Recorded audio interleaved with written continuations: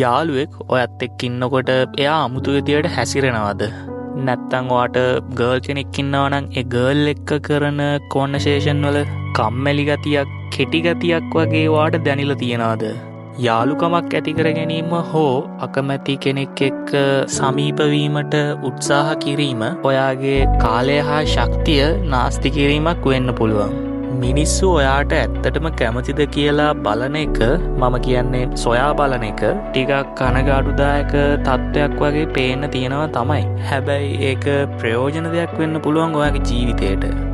ඔයත් එක්ක කාලය ගත කිරීමට අකමැති කට්ටිය ඉවත් කිරීම සහ ඒ වගේ කට්ටිය ඔයත් එක්ක තියා ගැනීම නැත්තං ඔයා ඇසුරු කිරීම ඔයාට වඩා හොඳ සම්බන්ධතා ගොඩනගා ගැනීමට අපහසුවීම සහ ඔයාට බොහෝ සිත්වේදනා ඇතිවීමට හේතුවක් වෙන්න පුළුවන්. ඉතින් අන්න ඒක හින්දා ඒ වගේ කට්ටියව අපේ ජීවිතෙනුත් අපි ටිකක් ඈත් කරන්න ඕන. මොකද දැන දැන අපිට අකමැති කෙනෙක්ව අපේ ළඟ තියාගන්නකොට අපිට නරකක් වෙනවා මිසක් කවදාවත් හොඳක් වෙන්නේ නැහැ.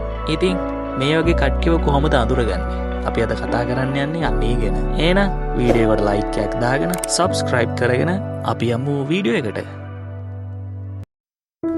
Number 1, they have closed body language. මිනිස්සුන්ගේ ශරීර භාෂාවෙන් එයාලා හිතන දේ සහ හඟවන දේවල් ගැන හොඳ අදහසක් ගන්න පුළුවන්. ඒ අතරින් ඍණාත්මක හෝ සතුරු ශරීර භාෂාවෙන් හැඟෙන්නේ ඔයත් එක්ක කවුරු හරි කතා කරන්න අකමැති බවයි. ඒ කියන්නේ එයාලගේ අත් හරස් කරලා වෙන පැත්තකට හැරෙනවා, නැත්තම් වෙන පැත්තකට නැඹුරු වෙනවා. අර අපි කියන්නේ ඇලවෙනවා වගේ. අන්න ඒ වගේ දේවල් වලින් කියන්නේ එයාලා ඔයාට අකමැති කියන එක. Number 2, they don't offer you a sincere smile. සිනාවක් කියන්නේ ප්‍රසන්න සංවේදනයක් දැනීමට හෝ දැකීමට අපේම යටිසිතින් ඇතිවන ප්‍රතිචාරයකි. ඒක හින්දා සැබෑම සිනාවක් ව්‍යාජ විදිහට ඉදිරිපත් කරන්න බැහැ.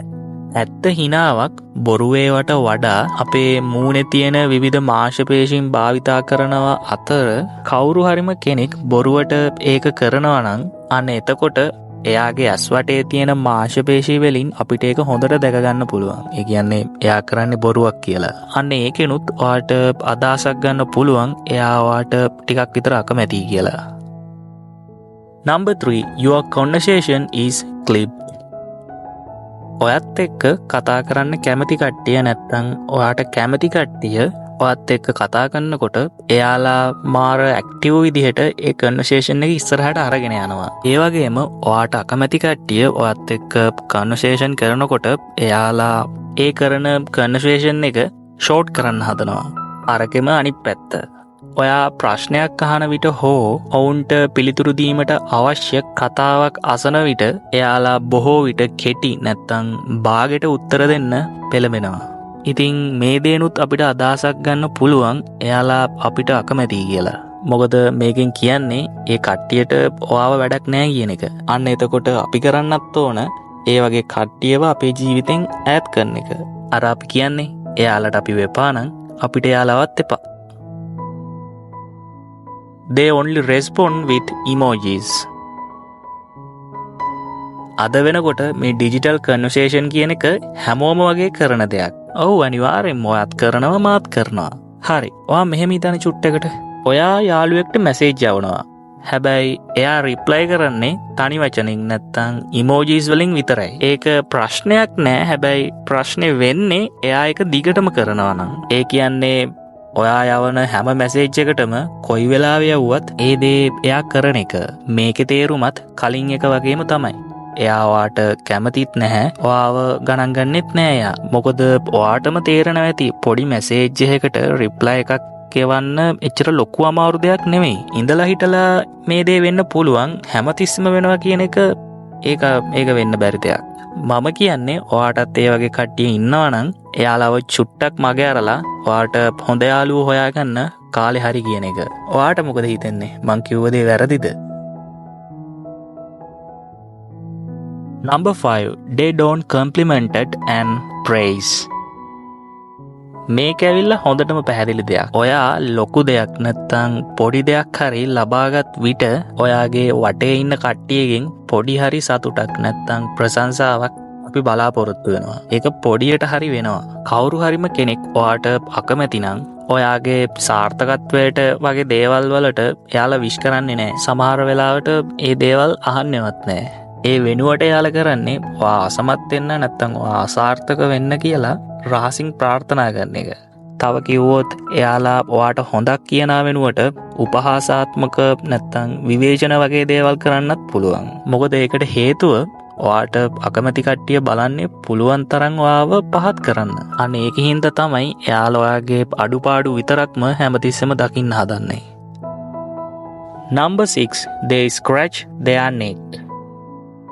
නැවත නැවත බෙල්ල ස්පර්ශ කිරීම හෝ සීරීම විවිධ හැඟීම් සංඥා කරන්න පුළුවන් එක ක්‍රමයක්.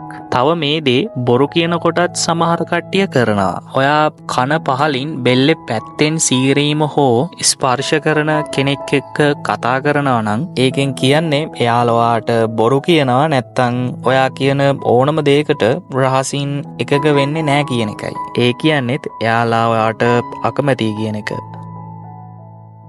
Things just feel awkward. ඇත්ත සමහර වෙලාවල් වෙනවා ඒවා හරිම අපහසුයි. හැබැයි ඔයාට හැමතිස්සෙම එක කෙනෙක් එක්ක ඉන්නකොට අපහසුතාවයක් දැනෙනවා නම් අන්න එතන පොඩි දෙයක් තියෙනවා. ඒ කියන්නේ ඔයා මෙහෙම හිතන්නකෝ ඔයා කාත් එක්ක හරි ඉන්නකොට ඕනවට වඩා දැඩි නිශ්ශබ්දතාවයක්. තව කිව්වොත් හැමෝම එකතු වෙලා කරන්න ඕන සාමූහික වැඩකදී ඔයාගේ අදහස් නැත්තම් තීරණ ගැනීමට ඉඩ නොදීම වගේ දේවල් අපිට උදාහරණ විදිහට ගන්න පුළුවන්. බැරි වෙලාවත් ඔයාටත් මේ වගේ දේවල් වෙලා තියෙනවා නම් ඒක අද ඉඳන් ඔයා ඒක පාඩමක් විදිහට අරගෙන ඔයාට හොඳට ෆීල් වෙන එයාලා ඔයාට හොඳට කෙයා කරන කට්ටියත් එක්ක විතරක් අද ඉඳන් ඉන්න try කරන්න. අන්තිම එක you feel it in your gut. මිනිසුන් පිළිබඳ අපේ සහජ බුද්ධිය කියන්නේ මොකද්ද? ඒ දේ ගොඩක් වෙලාවට හරියනවා. කවුරු හරි කෙනෙක් ඔයාට කොච්චර රෙස්පෙක්ට් කරත් එයාලගේ බොඩි ලැන්ග්වේජ් එක කොච්චර ධනාත්මක වුණත් ඔයාට නිකමට හරි මොනවා හරි එයාලා ගැන හිතෙනවා නම් ඒක ගොඩක් වෙලාවට හරියන්න පුළුවන්. ඔව් ඒක ඇත්තරම වෙන්න පුළුවන් දෙයක්. මොකද මටත් මේව ෆීල් වෙලා තියෙනවා. ඒ ෆීල් වුණ දේවල් ගොඩක් හරි ගිහිල්ලා තියෙනවා. ඒක ටිකක් අමුතු දෙයක්. හැබැයි කතාව ඇත්ත. ඕනම රිලේෂන්ෂිප් එකක් සම්බන්ධව ගත්තහම කවුරු හරි කෙනෙක් ඔයාට ඇත්තටම කැමතිද නැද්ද කියලා දැනගැනීම ගොඩක්ම ප්‍රයෝජනවත් දෙයක් අපේ මේ ජීවිතේදී. හැබැයි මේකේ තේරුම ඔයාට හම්බෙන හැම කෙනා ගැනම ඕනවට වඩා හොයන්න නැත්තම් අර විශ්ලේෂණය වගේ කරන්න යන්න කියන එක නෙවෙයි. මං හිතනවා මම කියන දේ ඔයාට තේරෙනවා කියලා. හැබැයි මෙහෙම දෙයක් තියෙනවා. මේ වගේ දේවල් කරලා ඒ වගේ කට්ටියව අඳුරගන්න එකෙන් අපේ මේ සාමාන්‍ය ජීවිතය ගොඩක් පහසු වෙනවා. මොකද එතකොට අපි හරියටම දන්නවානේ කෙනා කවුද කියලා. හරි වැදගත්ම දේ. දැන් ඔයාට තේරෙනවා නම් මේ වගේ කට්ටියව ඔයාටත් ඉන්නවා කියලා ඔයා වැඩි ගැන හිතන්න යන්න එපා. කෙනාව හරියට අඳුරගෙන එයාව අතේ සීමාවෙන් තියාගන්න. සහ ඔයාට හොඳ හැඟීම් ඇති කරන, ඔයාගේ කාලයට වටිනාකමක් දෙන, ඔයාව කෙයා කරන හොඳට කට්ටියව ආශ්‍රය කරන්න අද ඉඳන් පටන් ගන්න. ඉතින් අද වීඩියෝ එක ගැන මොකද හිතෙන්නේ? ඔයාටත් මේ වගේ කට්ටිය ඉන්නවද? මම දන්නවා අනිවාර්යෙන් එක්කෙනෙක් හරි ඉන්න ඕන. මොකද මටත් මේ වගේ කට්ටිය ඉන්නවා. හැබැයි මං එයාලව අඳුරගෙන ඉන්නේ. ඒක නිසා ලිමිට් කරලා තියෙන්නේ.